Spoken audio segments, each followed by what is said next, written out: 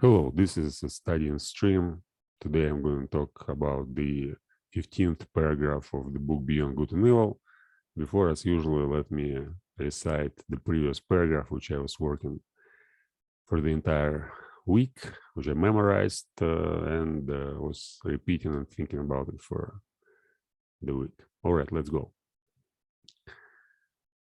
It is perhaps just dawning on 5 or 6 minds that natural philosophy is only a world exposition and world arrangement, according to us, if I may say so, and not a world explanation.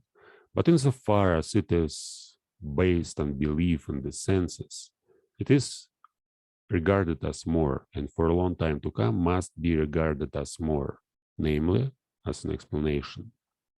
It has eyes and fingers of its own. It has ocular evidence and palpableness of its own. This operates fascinatingly, persuasively, and convincingly upon an age with fundamentally plebeian tastes. In fact, it follows instinctively the canon of truth of eternal popular sensualism.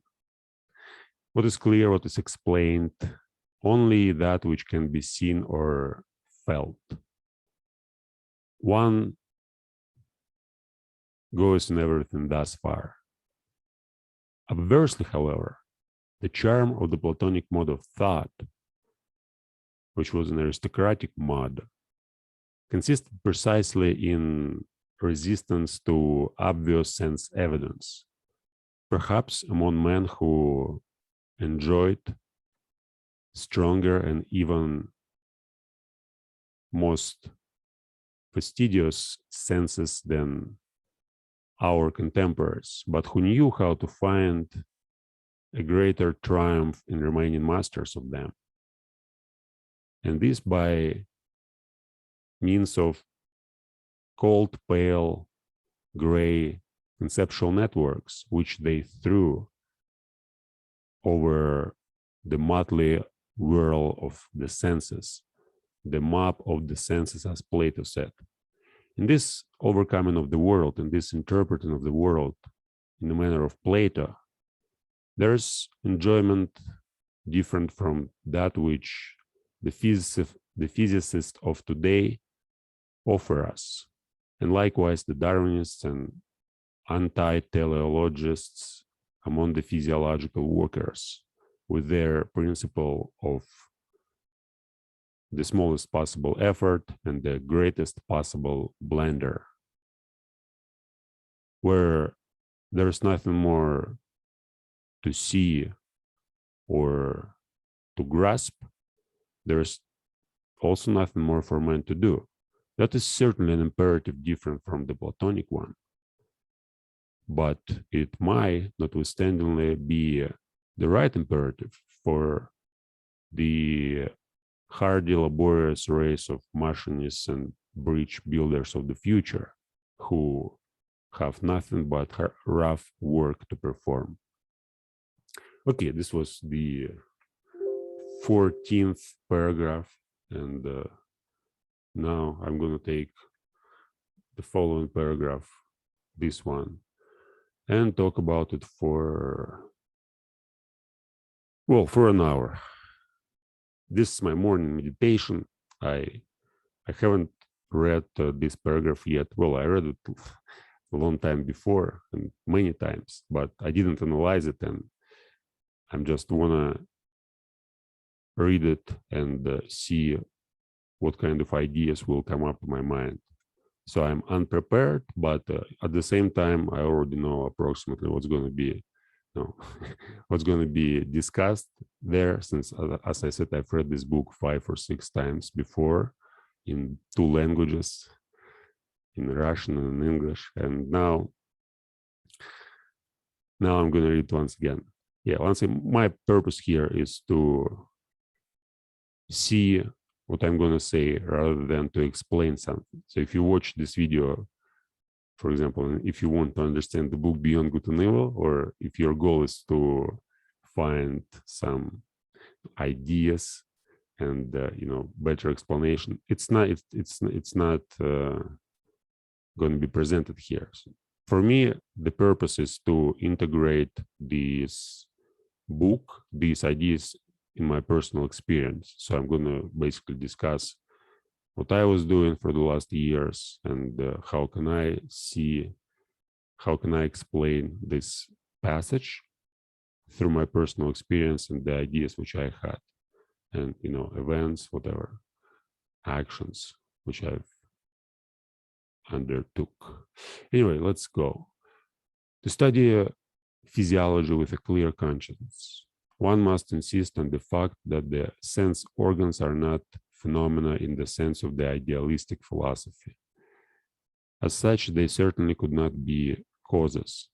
Sensualism, therefore, at least as regulative hypothesis, if not as heuristic principle. What? And others say that even that the external world is the work of our organs. But then our body, as a part of this external world, would be the work of our organs.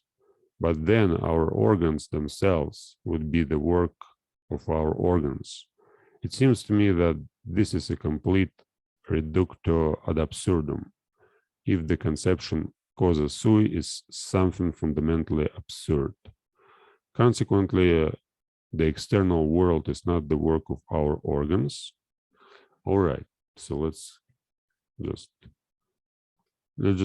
summarize it and see what's going on here. So this is the famous idea that what we perceive, the external world, is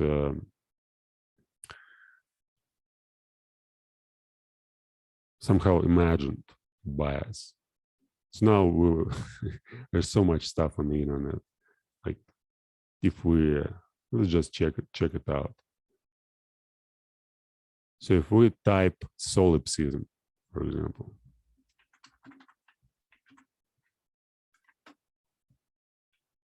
solipsism. So there are lots of guys who talk about solipsism and non-duality, idealism, realism, consciousness. Yeah, so basically sensualism. It's the opposite of solipsism. It may be the opposite of solipsism, but ideal solipsism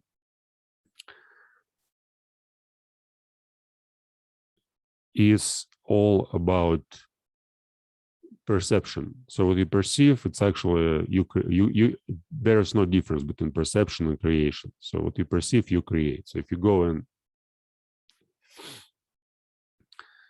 you don't need to go anywhere. You might just sit and think about it. Is the external world something real? And you may came to the conclusion, if you think about it for a couple of years, 1, 2, 3, 4, 5 hours every day, you may came to the conclusion that you create the outer world. And how do you create it? Well, basically through your perceptions. Since you can't say that there is anything outside of your perceptions, there's nothing outside of your personal experience. Everything you know, everything you study, everything you may see, touch, and hear, and taste, it's all your experience. And your brain interprets the data, the rough sensory data, which you get from, well, the so-called outer world. But for a solipsist, he says, no, there's no outer world at all. Like, all there is just my imagination, let's say, or consciousness, or whatever they nowadays call it. And if you do, it's like everything is just a hallucination. They also use this word. So if you do a certain work, like, once again, they call it spiritual work. If you do this spiritual work for a certain period of time, you'll figure out that everything you perceive, it just makes no sense. You may achieve such states when you will understand And when you will experience the real disconnection from the real and your perception, so your experience is going to be all there is. And Nietzsche basically here tries to mock this idea. So he tries to say, or he says, actually, he doesn't try, he says that it's stupid when you think that everything you perceive, it's, he uses the word organs because neurophysiology wasn't developed in the time when he was writing it. But essentially now we use our brain or our neurons. So our neurons, our brain creates an entire outer world. How does it do that? Well, through its own mechanisms. Of course, there's like dualistic fears when we say that there's a outer world outside, and what we see and what we perceive is real, and our perception is also real. So there's two, like the outer world, it's real, and our perception, what we see, what we interpret, it's also like it would not create what we would not create the outer world. We just perceive it, and in some sense it's real. But solipsism, those who say that it's just a work of our organs, they basically deny the existence of the outer world, or the an independent existence of the outer world. Basically, whatever there is outside, all this, not just the world of some stars and planets and stuff like that, but the entire social structure, all people around, all animals, all trees, all conceptual stuff, everything we learn from the internet and from books, it's all just, it's our own creation. So, for example, from this perspective, I may say that this book, actually, what I'm reading right now, there is no such thing as Nietzsche, there's no such thing as the internet. It's basically, I am imagining all of this. And the text, actually, who wrote this text from this point? Well, I wrote it, but I was like, in a different state, which I can't remember, which I can have no access to, like experiencing it through the first person perspective, but which I experienced before. So in this case, like all books which have been written by all philosophers, actually, who wrote them? I wrote them, but not I as a person, but I as this endless experience, as consciousness. And from this perspective, yes, it's very vague. It's very hard to talk about it when we use an ordinary language. That's why philosophers create their own language and their own, systems. And I guess in Kant, it was outlined very systematically. And I remember when I was reading Kant in 2013, the first time when I was reading The Critique of Pure Reason, I had some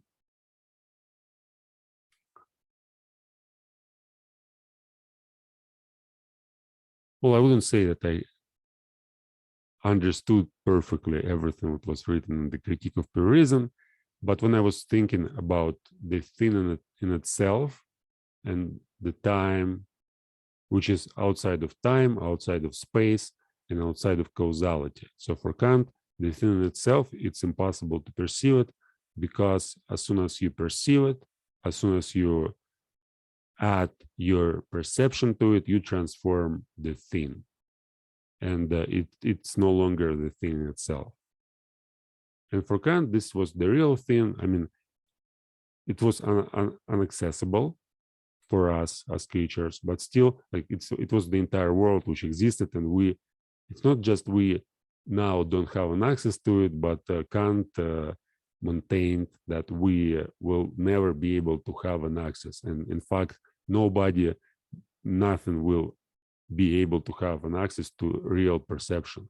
And later Schopenhauer, of course, he said, no, we have an access since we are a part of this thing in itself. It's our will, and everybody has a direct access to it through analyzing themselves.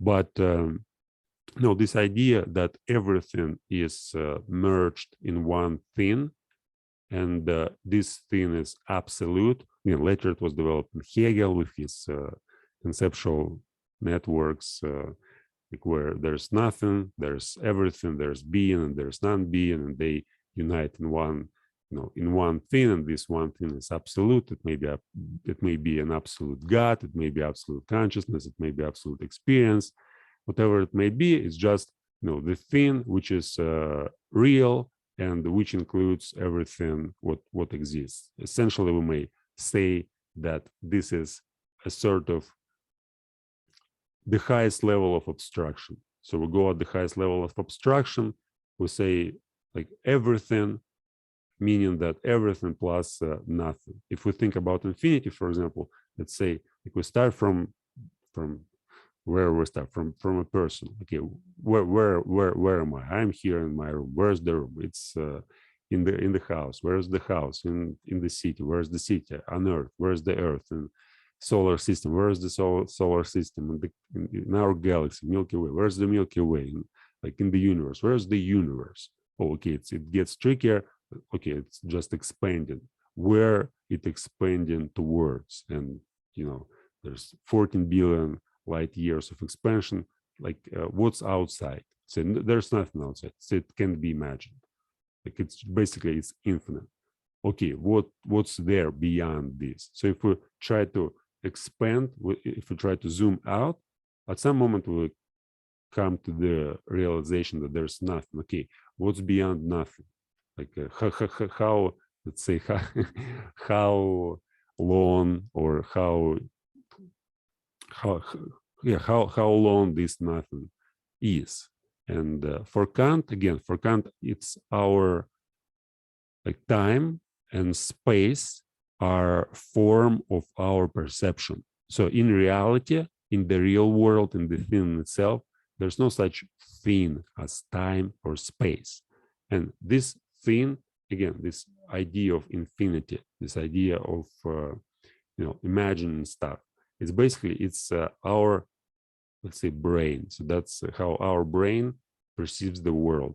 Like the concepts of time and space, they're not invented by us. It's how I remember Russian names, but I don't. I think I will not be able to translate them properly. But anyway, so the point here is that we, in order to live, in order to have this whole stuff around societies, relationships, birth and death. So we have to imagine that we're limited creatures, but the thing itself, it's basically, it's unlimited. It has free will. It has, it has everything. It's just all possible, all possibilities included in this thing. And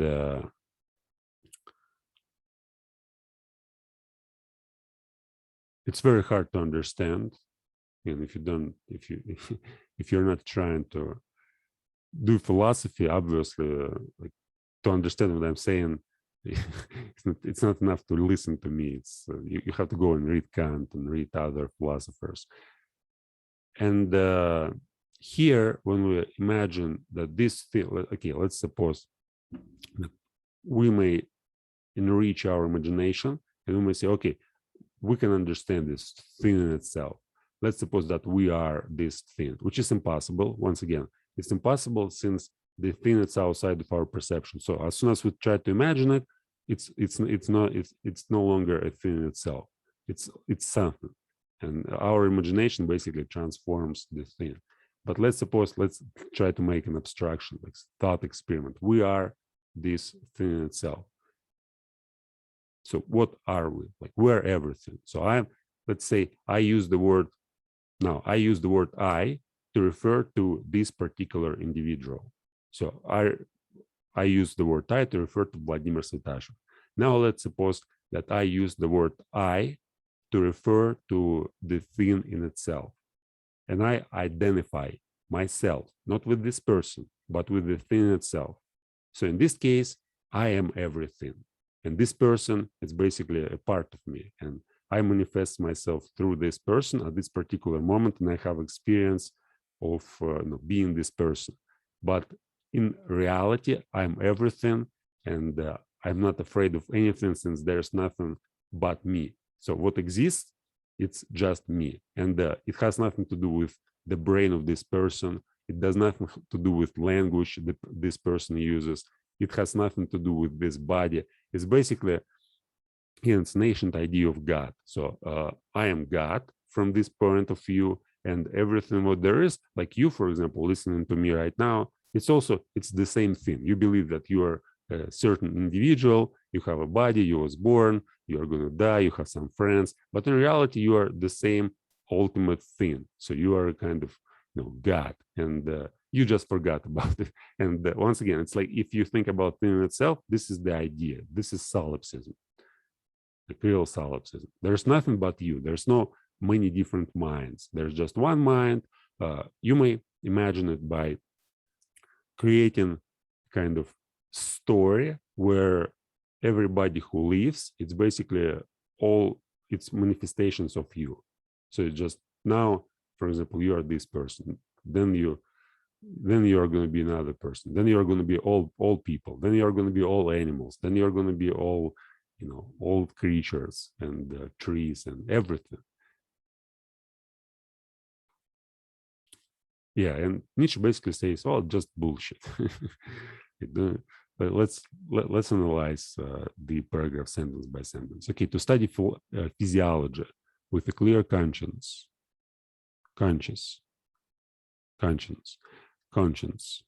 study physiology with a clear conscience, one must insist that the fact that the sense organs are not phenomena in the sense of the idealistic philosophy, as such, they certainly could not be causes. On the fact, okay, to study physiology with a clear conscience, one must insist on the fact that the sense organs are not phenomena in the sense of the idealistic philosophy. As such, they certainly could not be causes. Okay, the sense organs are not phenomena in the sense of the idealistic philosophy. So phenomena, like what is phenomena? Basically, phenomena, it's the appearance. So we have, again, noumena and phenomena. Noumena and phenomena. Noumena, it's the thing itself. Phenomena, it's what we can see, what we can touch, what we can, think about. Everything what can be thought of is phenomena. And everything which can be thought of, like an absolute unknown, it's noumena. And that to think about our sense organs, that they are not phenomena in the sense of idealistic philosophy, as such, they certainly could not be causes. Like one must insist, sense organs are not phenomena. As such, they certainly could not be causes. I think there's some like, why phenomena? There should be the word noumena, probably. Phenomena. Okay, let me check it out. Phenomena. The fact or situation that is observed or exists or happen, especially.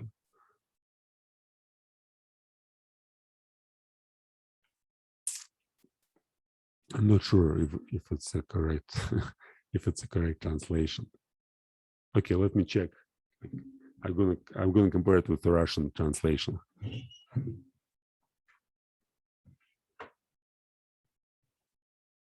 I have a Russian book, and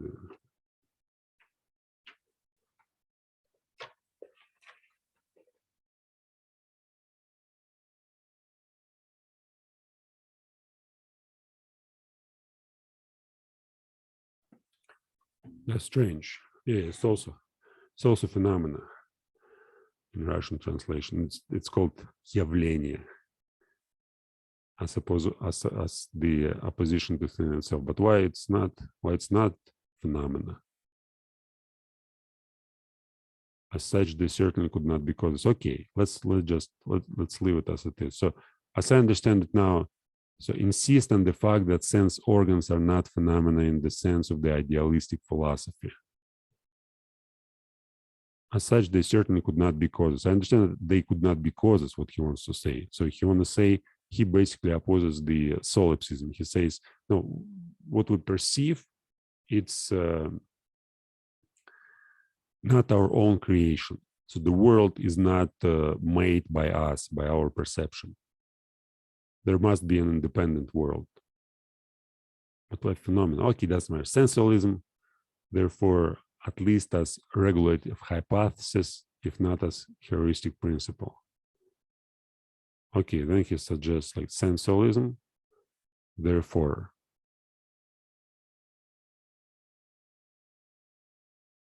at least as regulative hypothesis, if not as heuristic principle.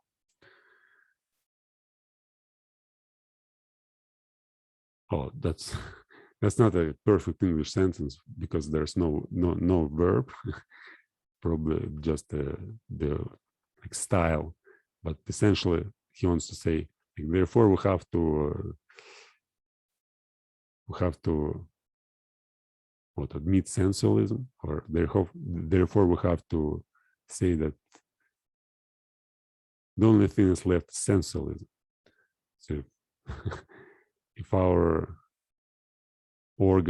sense organs, do not create the world, if they are not things in themselves, then we have to choose sensualism, at least as regulative hypothesis. So hypothesis which helps us to understand the world, if not as heuristic principle. Smart guess, right? So what and others say even that the external world is the work of our organs.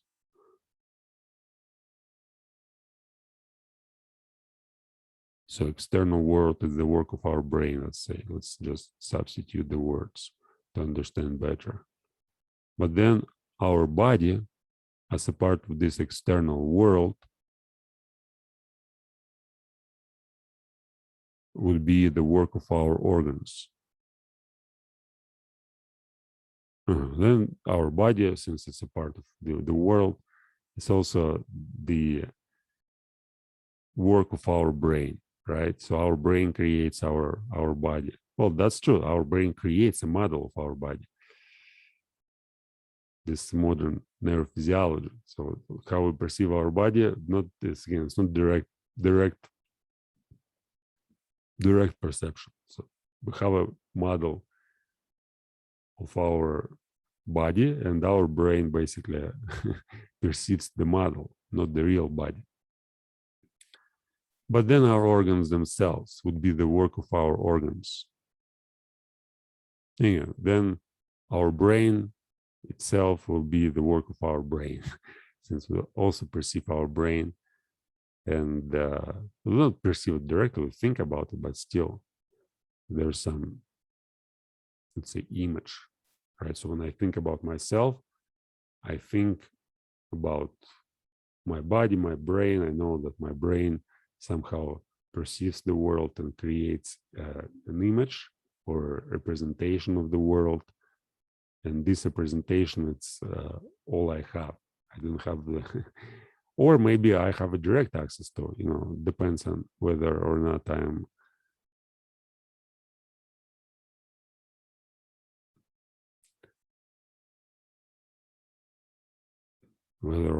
who. I don't know whether or not I believe that representationist spheres are true, or I believe in naive realism, which says that the objective world, we perceive it directly, which I don't know. I'm still trying to figure that out. What actually truth, what is truth and what is not truth.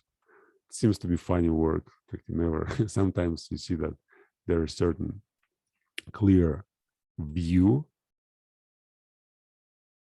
which is never stable. I may work on particular issues, philosophical issues, and watch lectures and think and meditate and analyze everything and contemplate some difficult, abstract ideas and the reality. Think about how I can perceive things. Sometimes it gets clear, and I may hold it for a few days, for a week, write it down, trying to explain how I understand it. But then my attention, my awareness shifts towards something else. And when I came back to the same, let's say, task or understanding, I no longer see it as clearly as I could see it before. And it requires, again, certain work to get back to this understanding. It's always about a certain way of focusing your attention on some kind of abstract things. So it requires serious concentration, and whenever I'm distracted by some ordinary events and activities, I just lose the clear vision. But in meditation, for example, I may reach this understanding very quickly, relatively quickly. I mean, few weeks of rigorous meditation on a daily basis for a couple of hours, exercises and feelings, thoughts, and it gets clear. But again, it's clear in terms of I can perceive, I can understand it, but I can, like, in terms of explanation, it's very hard to explain what I mean.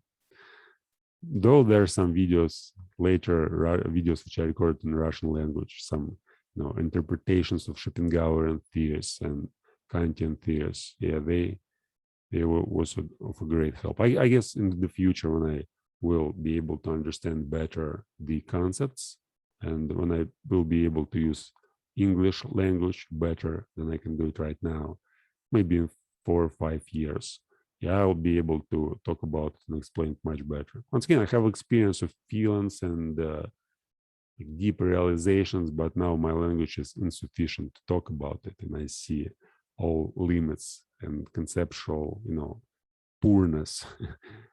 That's why probably I'm studying this, this book and trying to figure out, trying to use these words, trying to think about them and apply them to my personal experience to describe what was going on when I came to these realizations. And again, some of these realizations, they are unachievable in normal states, and they require, for example, lucid dreaming was extraordinary for me, was extraordinary experience for me to figure out some concepts of how we can create the outer world. So in normal life, it seems it's all impossible, but then like practicing lucid dreaming and getting, for me, I could remain in the state of lucid dreaming for a relatively long period. So when I reached the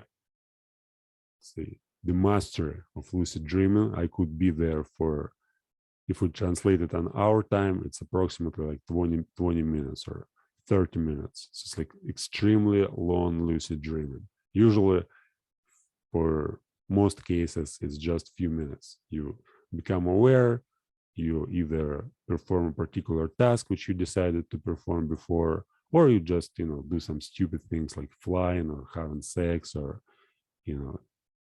transforming the reality, the objects, or, finding some phantoms of your imagination and talking to them and trying to prove that this is all a dream, and watching how they react. And again, it's never, there's some degrees of clarity in understanding of lucid dreaming. So sometimes you're totally aware, you understand perfectly that this is a dream, and you go and you touch objects and they're solid and so fine. You try to work on some feelings, so you try to try to analyze your vision, your hearing. Yeah, I didn't do some experiments on tastes. Like I didn't, I don't remember if I tried to eat something and taste and see how it like, and to, to taste how it feels to eat an apple in a lucid dream, or to do something like that. Yeah, perhaps next time when I'm gonna find myself in a lucid dream, I'll try it. But essentially, touch and experience is almost the same. Like objects are solid, but you may transform them. And again, this experience is very hard to like, to understand these philosophical ideas. Like this experience is invaluable. It's invaluable in terms of you see how it all may be possible. Not again in this world, let's say, yeah, there's some laws and physical laws, and we can break them, can't break them. But in a dream world, it's all possible. And then, like when you study philosophy, I understand that if it's possible in a dream world, so there is a possibility. Like it's also real. So in a dream world, when you're lucid dreaming, it's like it's the real world. And if you understand that it's possible in this state, you may project it on. Like you may think about your imagination as an ultimate state of being, and you may say, "Oh, if it's possible, it may be possible even in this world, let's say." But now somehow this world is much more rigorous, but it still may be possible to get to a certain point for individuals or for us as societies, where we may break all these laws, or we may transform all these laws. Probably it will not make a lot of sense, since in a dream world, like one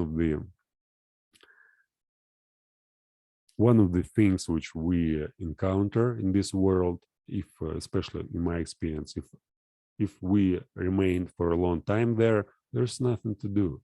It makes no sense. So if everything is possible, if I may transform the entire universe just at will, if I may decide to destroy everything what I see, or jump from here to the Eiffel Tower, or to some to California, wherever, to Australia, or to the Mars, and immediately when I wish to get on Mars, I immediately on Mars. And again, the point is, like, if everything is possible, it's meaningless. You can do everything in 15, 20, 30 minutes. You are bored. You don't know. Like all these possibilities are there. Just, you're omnipotent, but your omnipotence limits you to the degree which you can't bear. Since, what the hell would you like to do if you're omnipotent? It's like everything makes no sense. But then, yeah, creating a limited world, so the world which we all live in, and believing that we're some characters, that there's some interactions, and yeah, treating it as real world, taking seriously death and life, and trying to expand our consciousness, our experience, ourselves as species. It may make lots of sense. But once again, let me get back to the passage. But then our organs themselves would be the work of our organs. It seems to me that this is a complete reductio ad absurdum. Reductio. If the conception causa sui is something fundamentally absurd.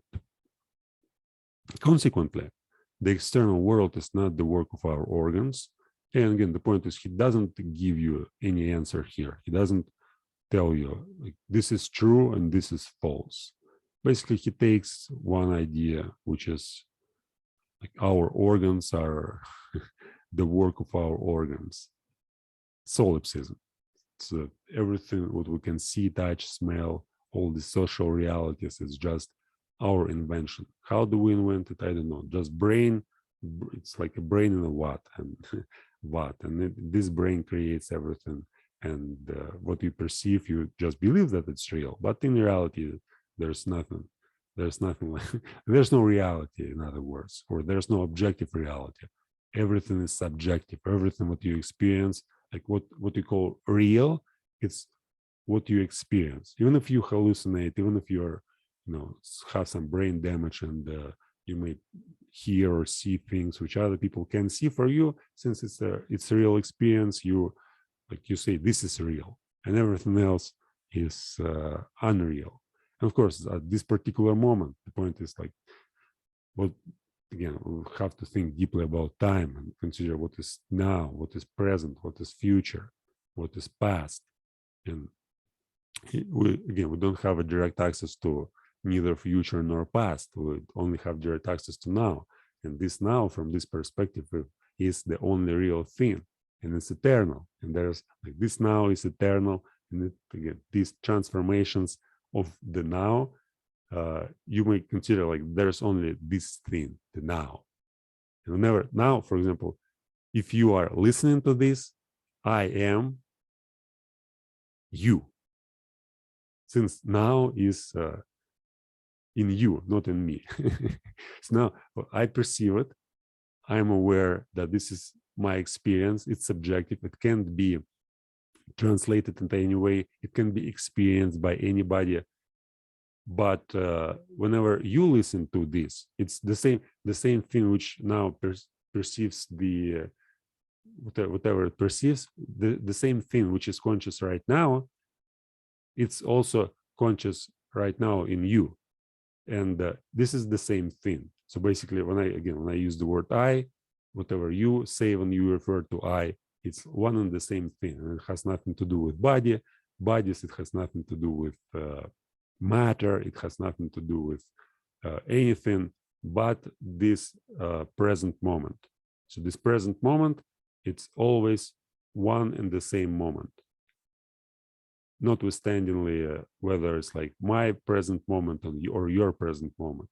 And well, there's immediately a problem. What if we communicate in one sense? Like, let's suppose we're in the same room and we're here at the present moment, and who experience the reality, like what is real and who is conscious in this sense. So when we say, well, yeah, it feels as if there are two people and there's like two subjective realities, but in reality, and two present moments, let's say, since we can see the present moment from from 2 points of views. But we also may say that no, it's like what I experience right now. Let's suppose you are here right now, so we'll have a conversation. You're a real person, and what I experience right now, it's a particular moment which is available only for me, and you right now is unaware. So you are right now basically you like a robot. You do not exist at all. Like there's no now for you. There's only now for me, and only I am real and you are not real.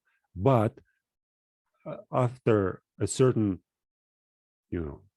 period of transformations, so I, for example, in next let's say 100 years, I'm going to be dead, and then there will be infinity.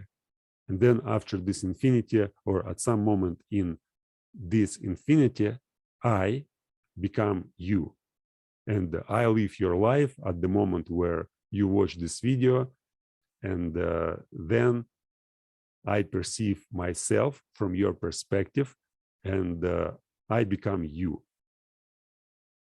And I will think that it's going on at the same moment. But at this moment, I am a robot. So now I, Vladimir Svitashev, I am a robot for you, since I have no direct consciousness. I have no experience. I'm basically, just talking about whatever. And you perceive it. And for you, it's now. And see, there's like two different nows. One now is for me when I perceive it as the first person experience. And for you now, it's nothing. You do not exist. But then when I go in through the infinite period of transformations, I'll perceive the same situation from your perspective. And at this moment, I will not exist as I can exist right now. Well, it's very hard again. It's very hard to explain especially when I talk to the camera and try to, discuss. It's much easier to explain when we have a conversation, and I may basically guide you through all this process of, imagining what's going on. But it's just a hypothesis, but it makes perfect sense. When you think about it deeply, you may realize that the problem is what is how the so-called contemporariness is possible. And in this case, we don't need to have two events occurring simultaneously in the same time. In this case, we basically understand that, well, there's not the same time. So for every now, it just even for two persons, it may be the same experience. There's actually infinity between these two experiences.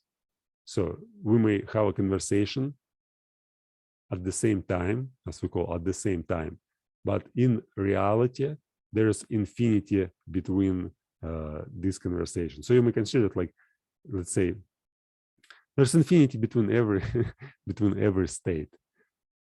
So when we take a line and there's like 1 from 0 to 1, there's infinite amount of points which we may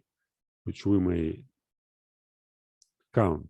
So it may be 0.1, 0.2, 0.3, and then 0.1, 0.1, etc. So the same is going on with time.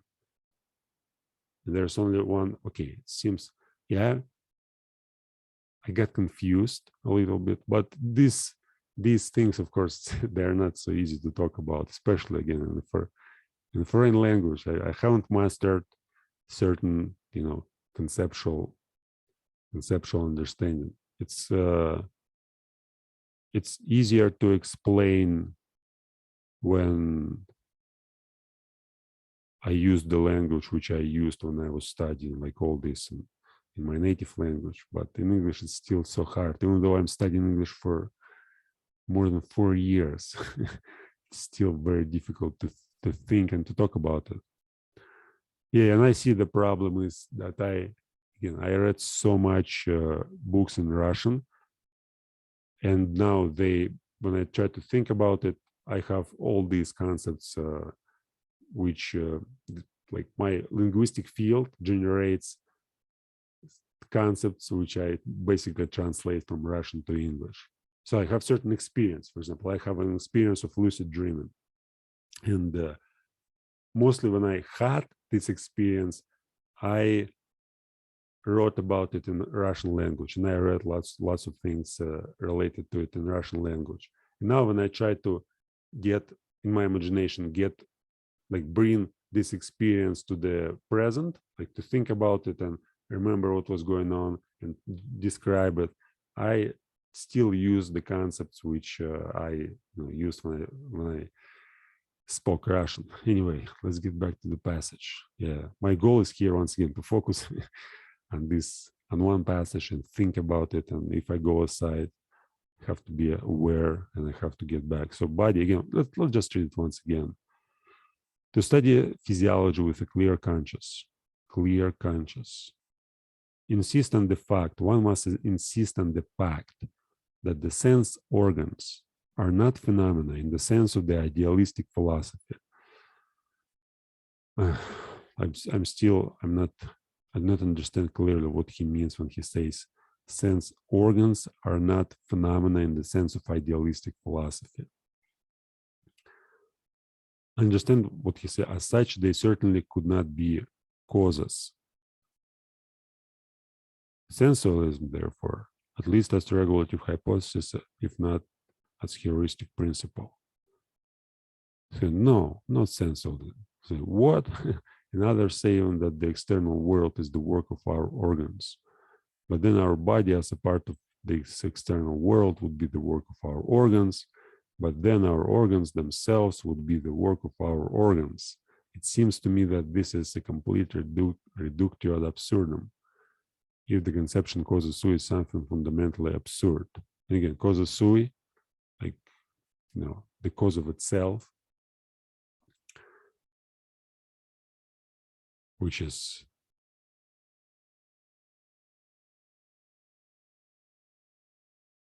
it's very hard to, like, this causa sui is a very interesting idea.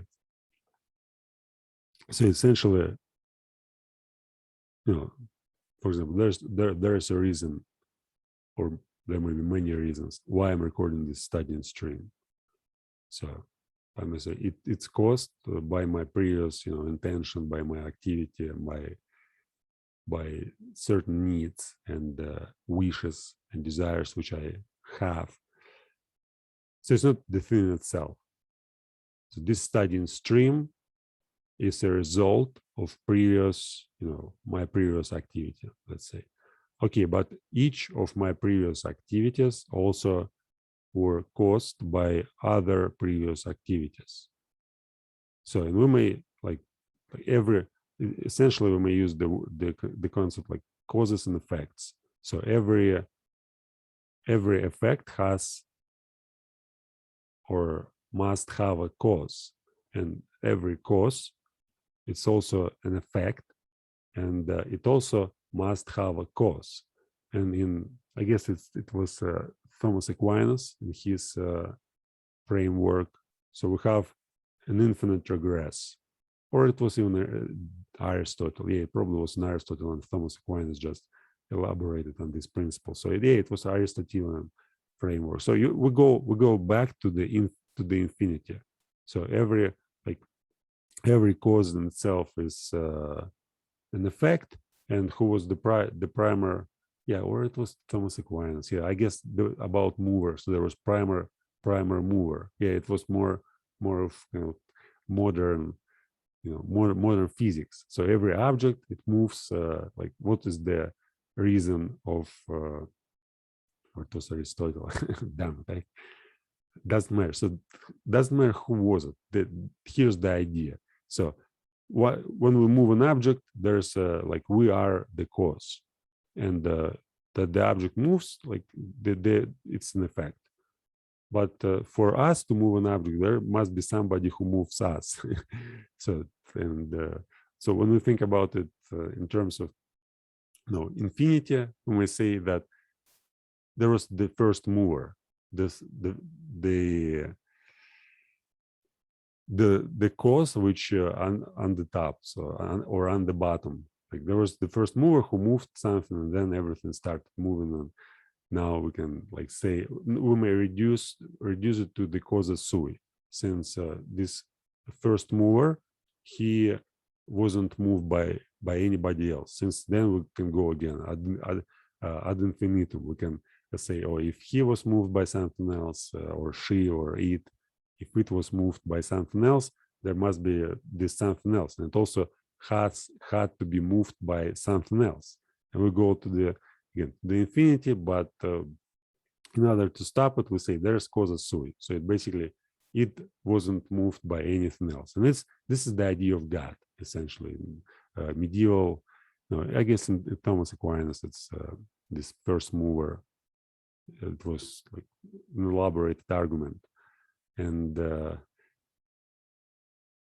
for when it's a very problematic concept, since we say, come on, it sounds very very unreasonable, like that there should be a causa sui. Why it can be infinite? That's the question. So if causa sui, okay, but why it can be? Why should we have this causa sui?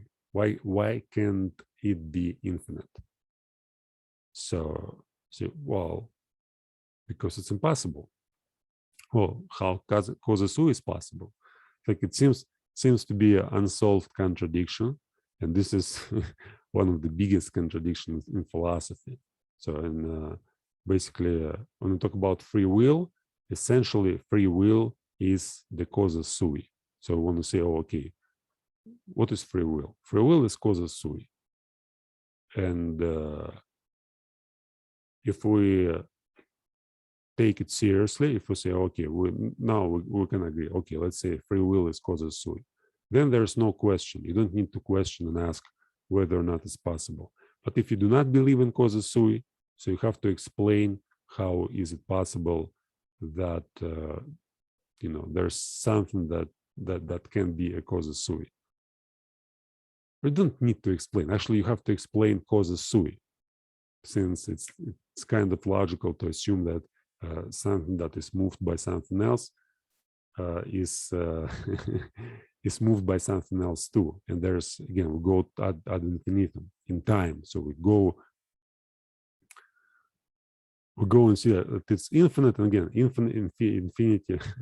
Now it gets so tricky. It's hard to understand, since our brain basically can't grasp it, since we're kind of finite creatures.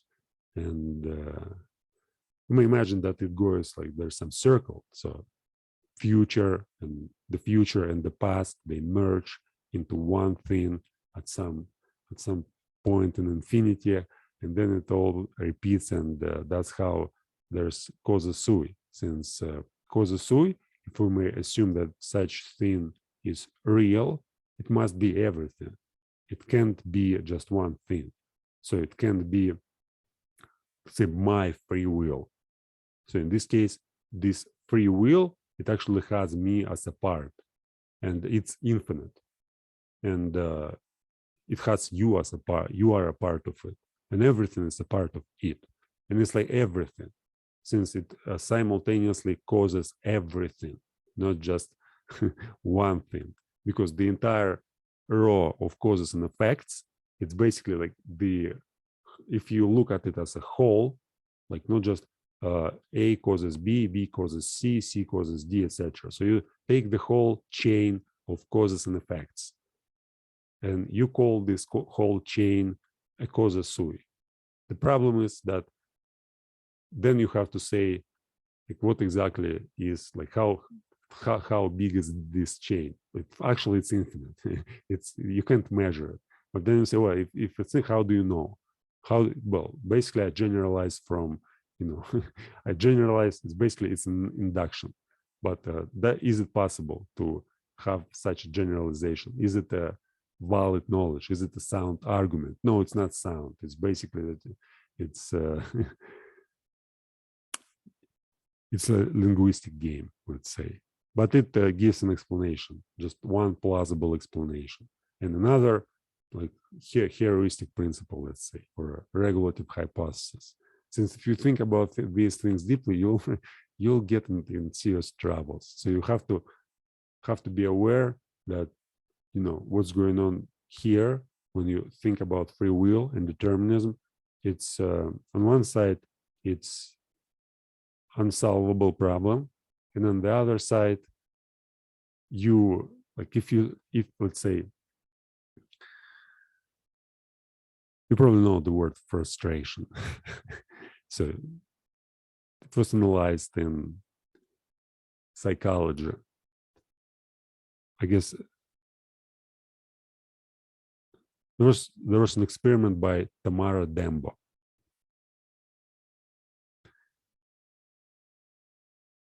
It was called, again, I'm translating from Russian, damn it, I'm not sure it's okay. Let me just give you an example, which I'm going to make up right now. So there's a purpose. You decided to achieve this purpose, and you convinced yourself that it's possible. It may be anything. Let's suppose you want to eat cookie, and you decide, oh, it's possible to eat cookie. And cookie is,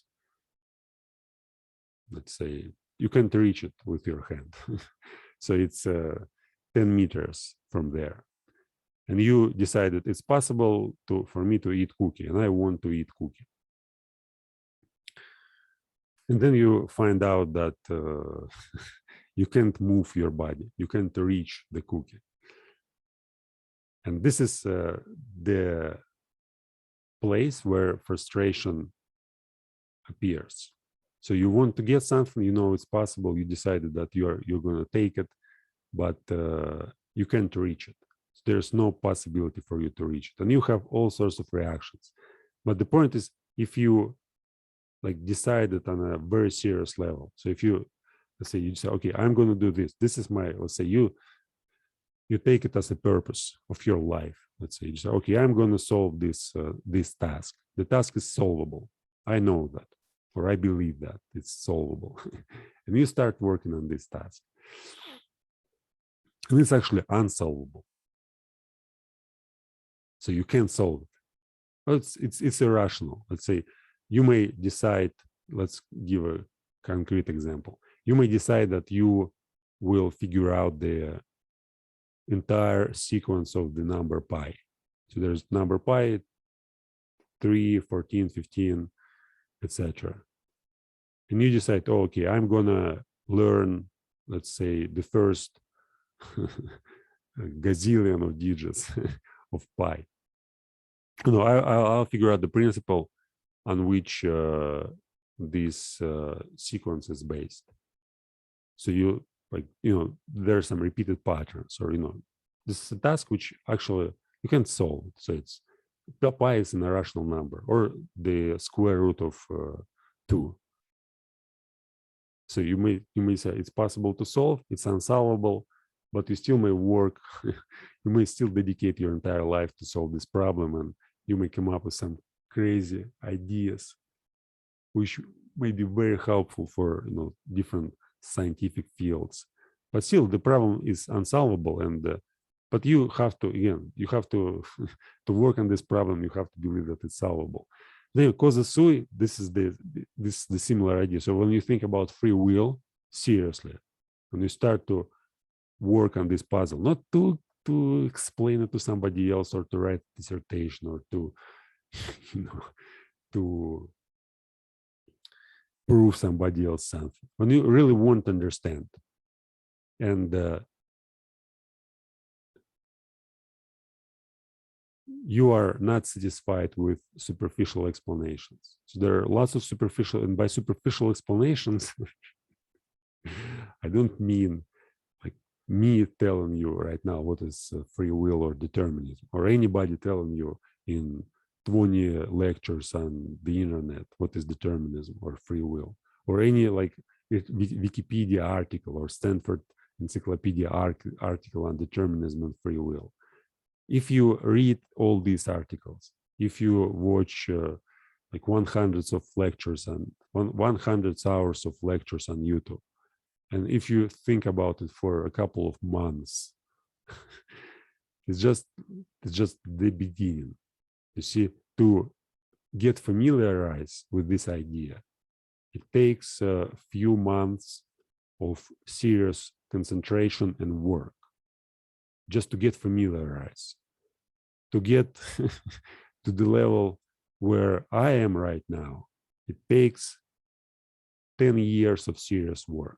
So if you dedicate 10 years, if you forget about your job, if you forget about your friends, if you forget about everything you do, everything you want, like, let's now you may have countless desires. You may have desire like, I want to have this car, I want to have this house, I want to have this amount of money, I want to have this food, I want to have this girlfriend, I want to have you know, this experience, I want to travel the world, I want to go somewhere, I want to taste lots of things, I want to experience lots of things. So you have to forget about all of this. Suppose that you, like, no, now I'm working on the idea of temperance.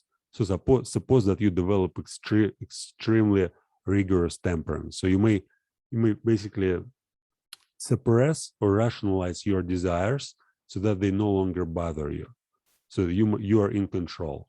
And let's suppose you've done it. And let's suppose you're like 20 years old. And then you start studying the concept of free will and determinism and causa sui, essentially, which is actually studying philosophy. So it takes approximately 10 years. So this is my experience. I was studying it for, well, seriously, I was studying it for, I would say, 9 years. After I realized, after Schopenhauer, he basically transformed my mind and changed the direction which I had before, which was literature and poetry.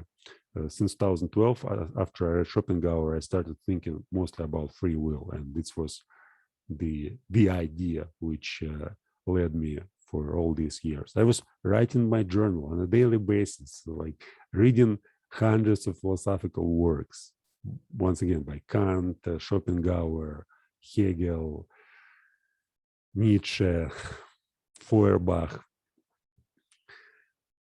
some French philosophers, Voltaire, Diderot, Rousseau, English philosophers, Hume, Locke,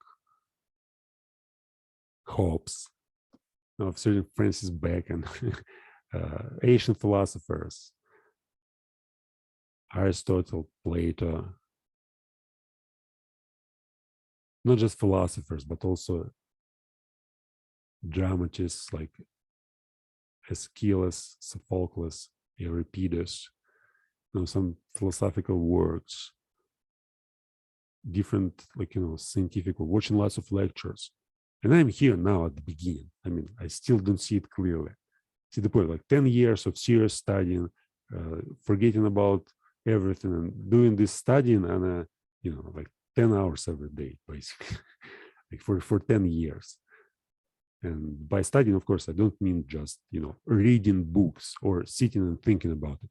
I mean all of this. So it's like sitting and thinking about free will and determinism, communicating with other people, analyzing their ideas, like reading lots of stuff on the internet, reading lots of books, watching lots of courses of lectures and from different fields of study, like from psychology, sociology, neurophysiology, linguistics, philosophy, and just literature, poetry, different languages, transforming my mind, basically. That's what I've done.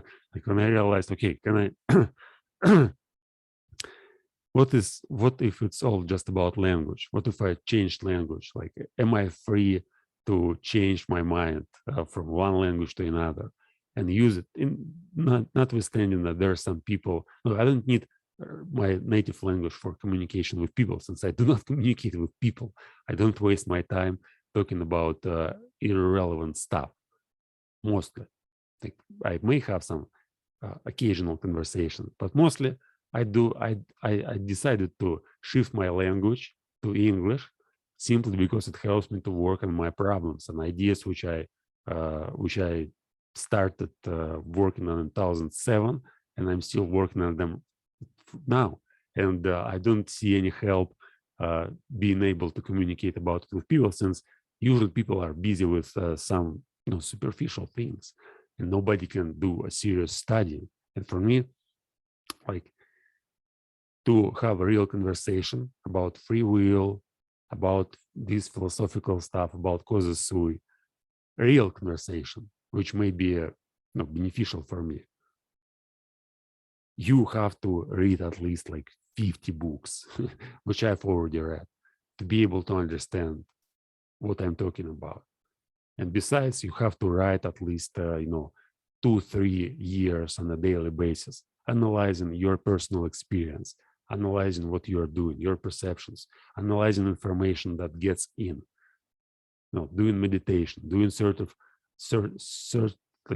stuff, like, training your attention, training your imagination, training your memory, doing countless exercises on memory, attention, and imagination, memorizing stuff. And it's time and energy consuming.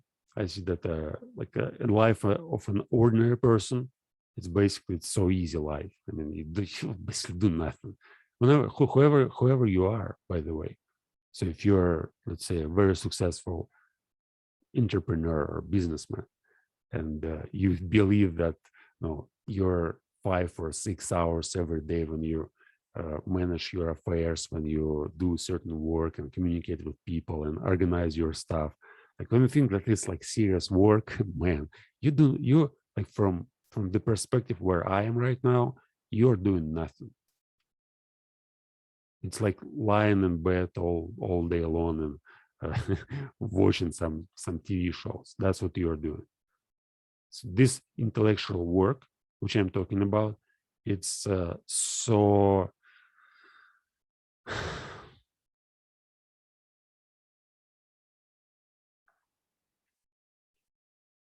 It's hard to even explain how hard it is. But at the same time, it's so easy. See, there's, of course, when I say it's so hard, I don't mean that it's hard in terms of physicality. It's not hard in terms of, you go and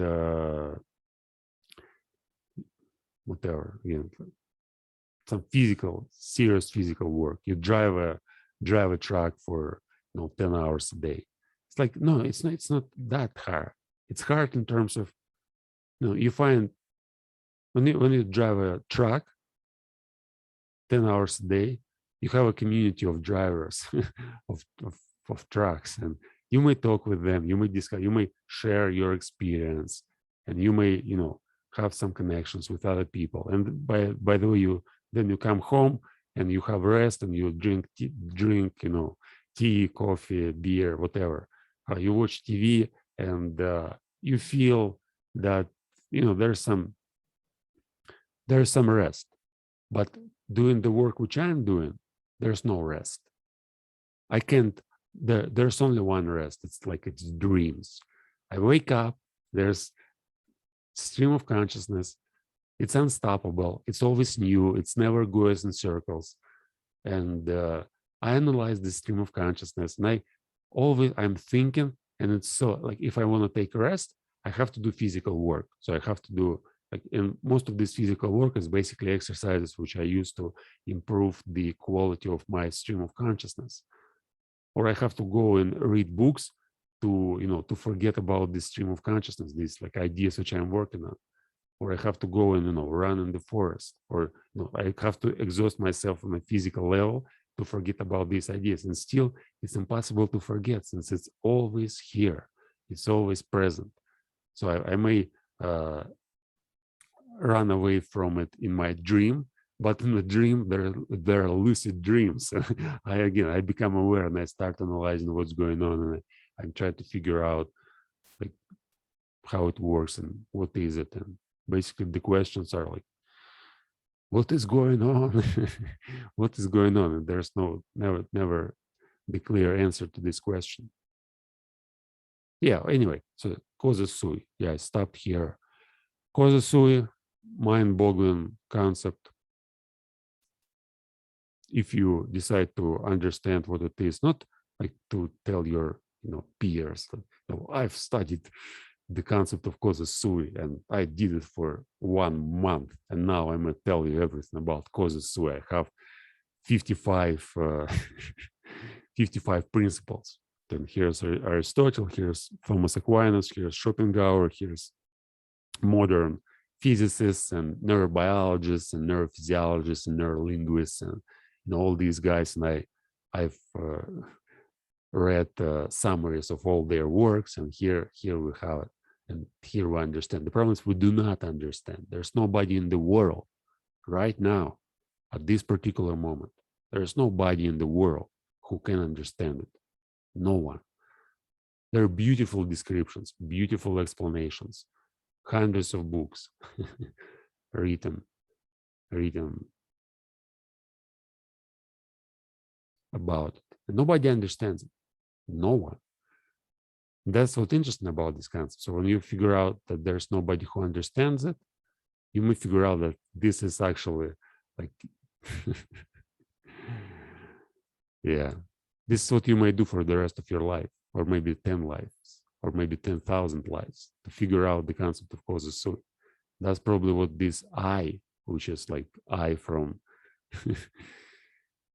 from the capital letter I, this big I, in terms of solipsism, in the sense of idealistic philosophy, this eternal mind. This is what it tries to understand. It tries to understand causa sui, what it is, how it came to existence, what is existence, what's going on, and where all this going, and is it going anywhere at all?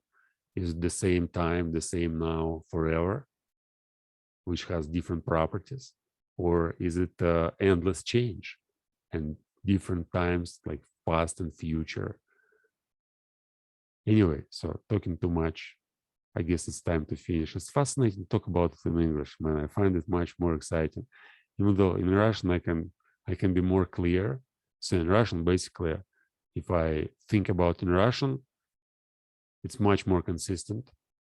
And well, I may use all these philosophers to back me up. So of course, it's much more powerful. Whereas now, when I mention Nietzsche or Schopenhauer or Kant, I can't talk about Kantian's Critique of Pure Reason since I haven't read it in English yet, and I can't talk about Schopenhauer Will and Representation since I haven't read it in English yet. I've watched lectures, I watched some summaries, but it's all nonsense. I can't talk about anything which I didn't read. And I'm going to read it in next, I don't know, 5-10 years. Yeah, but first I'm going to read this Beyond Good and Evil slowly to understand better these concepts. And yeah, and memorize. At least I'm going to memorize the first, as I mentioned, I'm going to memorize the first chapter. This is my goal. I'm working on it for 4th month already. So I started at the beginning of summer, actually 3.5 months. So I started doing this work. Like I started doing this study and stream on the Beyond Good and Evil at the end of spring, at the beginning of summer of 2021. Now it's September 14, 2021. I'm still working on this task. It takes me, let's say, 20 minutes a day to repeat the paragraphs. I memorize them, then I repeat them 2 times a day, like in the morning and the evening. It takes approximately 20 minutes a day. So that's how much I invest on a daily basis in this exercise. And it takes an hour or sometimes few hours on a weekly basis to record a study and stream and talk about the particular paragraph, analyzing it. That's exactly what I'm doing right now. So it takes an hour, 2 hours, let's say, weekly, and plus 20 minutes a day. It's like another hour. It's like 2 more hours. So, okay, on average, it takes 5 hours a week to do this work. Plus, it enriches enormously my stream of consciousness. So whenever I go somewhere and I have free energy, let's say free time to think about something, I may just instantly bring to my consciousness any of these paragraphs and basically analyze them again without recording it on video, just basically walking in the forest for a couple of hours, taking one paragraph and thinking about it, like trying to clarify these ideas. So in this sense, I would say, of course, it's also work. And I wouldn't say I do a lot of this work, since now I'm thinking there's many other projects which I'm working on. Philosophical dialogues is one of the projects. Another project is studying streams. Another project is studying different concepts, studying meditation, studying virtue, studying prudence. Now I'm studying temperance, like recording all these meditations and working on the project, like my English speaking community of Kaluga, like working on that. And once again, there are many different projects I'm working on, and I don't have all time to think about these concepts, but sometimes I think about them. Now I'm trying to figure out how much time I actually dedicate a week. Oh, probably it's going to be 10 hours a week.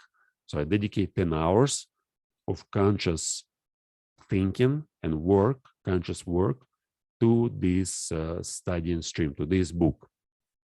And yeah, now I see that in next, let's say 10, like it's going to be 15, 80 hours. So I've already done like how much? No, a few hundred hours, right? So if I would say 10 hours a week, there was 12, 13, 14, 15 weeks. Yeah, it's like 150 hours of conscious work on this book I've already done. and there are like 80 hours left. And it's just about the first chapter. I'm not sure whether or not I'm going to continue the study and stream in the same way. I think now it's too much pressure on my memory that I have to repeat all this stuff.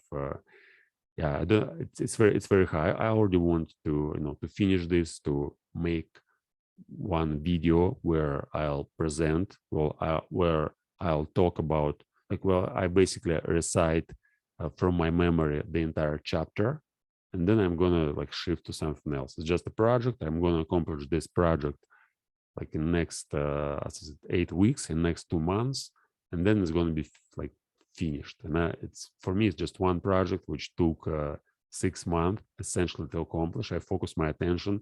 I dedicate 10 hours on a weekly basis to think about this chapter, and then it's like one finished project. Then I'll take another project and work on something else. But this is extremely powerful. It gives me a lot of pleasure and understanding, and it helps me to figure out lots of things which I already knew, but now I can talk about them using English language, since there's so much things which I know, but I can't talk about them. It's like my experience of writing on a daily basis in Russian. It's something unbelievable. I mean, there's so much power in this exercise, which I was working on for 8 years. And I can't tell almost anything from this experience, since it's inaccessible, since my language isn't clear, isn't rich to be able to describe what I was doing. But in next 3, 4, 5 years, I hope to develop my English to the level where all this will be accessible, where everything I was doing for these 8 years when I studied philosophy, linguistics, psychology in depth, and literature, and not just studied by not just reading or watching stuff, but doing. Mostly I was studying by doing. So I was working on my let's say, on this person. I'm gonna give you to finish it. Yeah, I think it's time to finish already, but there's a wonderful analogy which you may think about it, which you may think about to understand what I'm doing better. And you may do the same, of course. If you're still listening to me, I think you probably are interested in philosophy no less than I am. You just don't know how to get rid of everything else and dedicate your entire time, your entire life to studying philosophy. That's another problem. But of course, the point is, if you have this desire, if you have this real intention to understand, it will help you to get rid of everything else by itself. It's like it will transform the whole structure of your instincts, your impulses, your desires, your perception, and it will guide you by itself. And you'll do basically all this work. But the analogy, yeah, I made it up yesterday when I was walking. Yesterday I went to the lake. It's 12 kilometers from the place where I live in, and half of the path lies in the forest. And I was basically walking for 2.5 hours. And I made up an interesting, I was thinking about questions to the next speaking club related to temperance. And I was thinking about the idea of temperance. And I also was thinking about questions for the next philosophical dialogues. And the question which I came up with was quite interesting. So imagine that you play a video game. So in this video game, you have different characters.